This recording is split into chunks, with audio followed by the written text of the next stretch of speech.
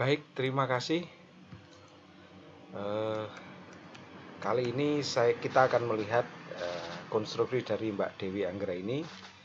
Selamat telah mampu membangun konstruksi pemikiran dan membuat proposal dengan cakupan yang sangat perspektif saat ini.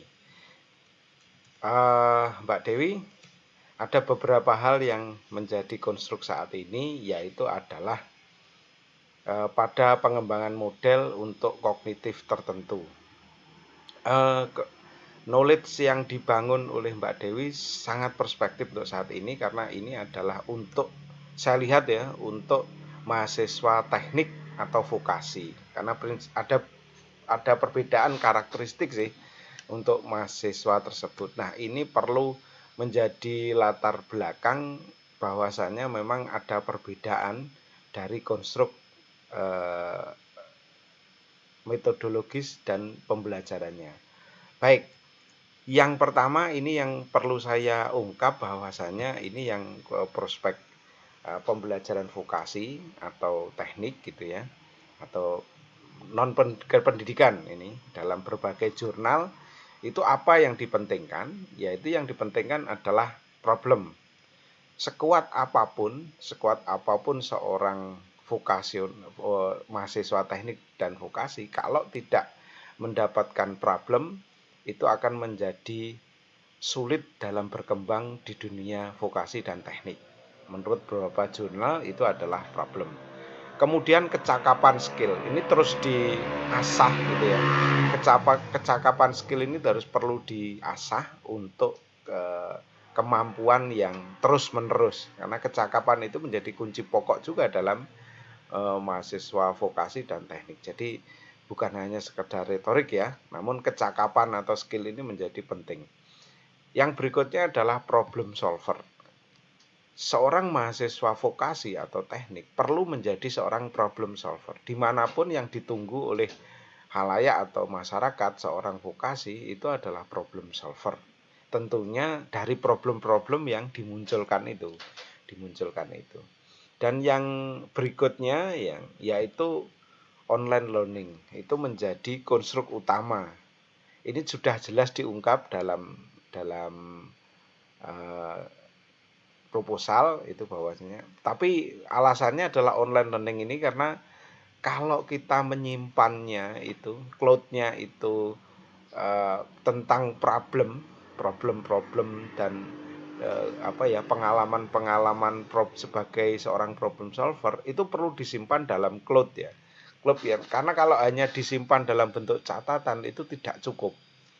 Sangat memungkinkan untuk sangat memungkinkan kalau dibuat catatan. Maka kekayaan seorang vokasi dan mahasiswa teknik itu ada di online learning, entah itu dalam cloud dan sebagainya, sangat membutuhkan. Dan juga media-medianya banyak yang online learning, karena ini memang sebuah kebutuhan orang-orang vokasi yang harus banyak kasus, harus banyak problem dan sebagainya. Semakin banyak tentunya semakin capable. Nah, ini pendekatan yang baru. Nah, pendekatan yang lain adalah pendekatan untuk transfer. Ini sudah banyak dijelaskan ya paradigmanya, pendekatan transfer knowledge itu ya. Itu mulai pendekatan bioviristik, kemudian pendekatan kognitif, kemudian ya situasi kognitif approach ini memang berbeda ya. Problem sama mungkin ya, teknis mungkin sama tapi situasinya sangat berbeda. Anggap saja ini vokasi bencana alam, sama-sama terjadi bencana alam, tentu akan berbeda antara di darat dan di laut. Situasinya sangat berbeda sekali dampak yang ditimbul. Jadi situasi pun menjadi pendekatan.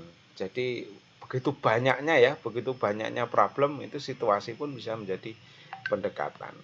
Kemudian adalah pendekatan partisipasiun. Jadi pendekatan partisipatori atau pendekatan ini butuh sekali sense ya dari teman-teman vokasi, dan itu harus dilatih. Karena kalau acuh itu menjadi permasalahan ya. Di dunia vokasi itu menjadi masalah. Ini kalau itu sebagai partisipan dia harus mengikuti ya, harus mengikuti. Ya memang beda dengan mahasiswa pendidikan ya, dia mungkin bukan partisipasi ya, dia biasanya mengarah ke engage. Nah ini dia kalau pendekatan di dunia vokasi dia mengarah ke partisipasi, pendekatan partisipasi. Kemudian yang menjadi ciri khas adalah praktik pengembangan ya, praktek pengembangan. Pendekatannya adalah pengembangan developing. Dan ini harus dirangkum oleh Mbak Dewi karena Mbak Dewi kayaknya ini mengarah pada mahasiswa yang vokasi. Penting sekali. Penting sehingga kalau nanti ada beberapa hal yang bisa diungkapkan ya, konstruksinya adalah konstruksi bagaimana membangun seorang yang orang yang betul-betul mendalami vokasi. Nah, dari sini saya melihat beberapa hal itu ya. Dari sini saya melihat beberapa hal. Jadi sebuah keinginan network learning. Nah, network learning ini ukurannya adalah karena sudah jelas ya knowledge sharing ya. Karena setiap problem itu memiliki ciri khas yang berbeda-beda ya, situasi dan sebagainya seperti yang sudah saya jelaskan. Sehingga kalau ini dijadikan model network learning, ya ini sudah kena dalam teknologi online-nya, kemudian pendekatannya sudah jelas. Nah, cuman ini meramunya saja. Dalam meramu konstruk ini kita perlu lebih clear ya, lebih clear. Sebenarnya Stikom Uyelindo Kupang ini, nah ini kan dan seterusnya itu ada masalah apa? Kalau tadi kan sudah jelas ya, masalahnya kan ini ya, masalah yang ada di vokasi itu penyediaan problem, kecakapan, problem solver, online learning, kemudian pendekatan transport. Nah, ini perlu ditegaskan kembali mengenai apa masalah duduk perkaranya di sini itu sehingga membutuhkan facilitating learning itu ya. Facilitating ini jelas facilitating learning ya, arahnya ke memfasilitasi belajar. Nah, kalau ini sudah jelas maka ini akan menjadi konstruk yang baik karena memang ini betul-betul pendekatannya adalah praktek pengembangan. Betul ini. Ini pendekatannya sudah jelas bahwa ini membutuhkan pengembangan. Nah, pada saat jenengan sudah menunjukkan ada berapa yang disebut knowledge management dan sebagainya, itu sudah cukup menjelaskan kepada kami. Namun ada beberapa hal yaitu sebenarnya apa yang terjadi di sana ini masih sangat minim informasinya ya, sehingga Anda membutuhkan itu.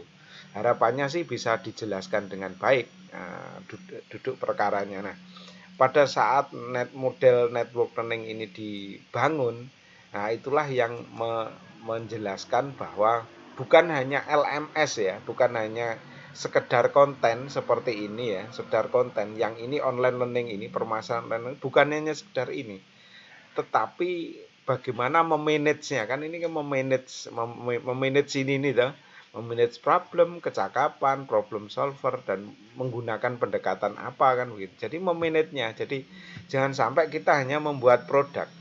Ini ya. Jadi lalu bagaimana memanage-nya? Ini yang belum dijelaskan. Bagaimana? Ya ini knowledge management itu apa yang di mananya ini akan dibuat. Nah, ini semoga ini bukan menjadi diktat ya, bukan menjadi diktat. Ini penjelasan terhadap variabel pengembangan ya sebenarnya. Namun ini saya berharap ini bisa menjelaskan sebenarnya kayak apa wujudnya itu. Wujudnya yang kayak apa? Ini nah, dalam konstruk ini sebenarnya sudah saya paham gitu ya. Ini menjelaskan tentang knowledge sharing adalah gitu dan seterusnya. Tapi yang dibutuhkan adalah bagaimana manajemen itu ditata dalam sebuah web. Tentunya harus ada yang namanya istilahnya kalau kita ungkapkan itu bagaimana caranya, kenapa memilih itu kan harus ada di sini. Nah ini karena masih menjelaskan konsep belum adalah dan seterusnya, kita tidak bisa menerima informasi yang banyak gitu ya. Sebenarnya Anda menata webnya itu supaya bisa knowledge sharing itu kayak apa, dengan pendekatan apa, tentunya kan begitu kan, banyak pendekatan ya yang saya sebutkan tadi, banyak pendekatan, dan itu sangat penting sekali informasi ini untuk kita peroleh bersama. Kalaupun kita hanya melakukan seperti ini, ya memang betul pendekatannya adalah praktik, kita harus mendekati dengan praktik pengembangan ya. Di dunia vokasi itu tidak ada lagi, mungkin kaji pun juga kurang bermakna bagi vokasi, tetapi kalau kita praktik pengembangan itu memang pendekatan yang paling tepat. Cuman itu tadi, informasi bagaimana cara mengaturnya, desainnya, nah, itu perlu dijelaskan. Nah, dalam beberapa artikel yang nanti saya akan sampaikan dalam berbagai artikel gitu ya, di situ sudah dijelaskan sih, ada beberapa yang menjadi desain. Jadi Anda ini kan menjadi desainer ya. Jadi kalaupun mengembangkan itu memang butuh desain gitu ya. Oke. Contoh ini. Jadi mana yang akan Anda gunakan? Apakah itu akses analitis atau akses epistemik? Kemudian apakah ini berakar dari konflik, keragaman dan sebagainya? Itu perlu untuk dijelaskan.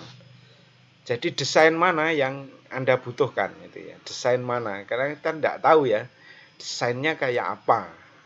Karena desainnya tidak tahu, saya menganggapnya kayak LMS biasa.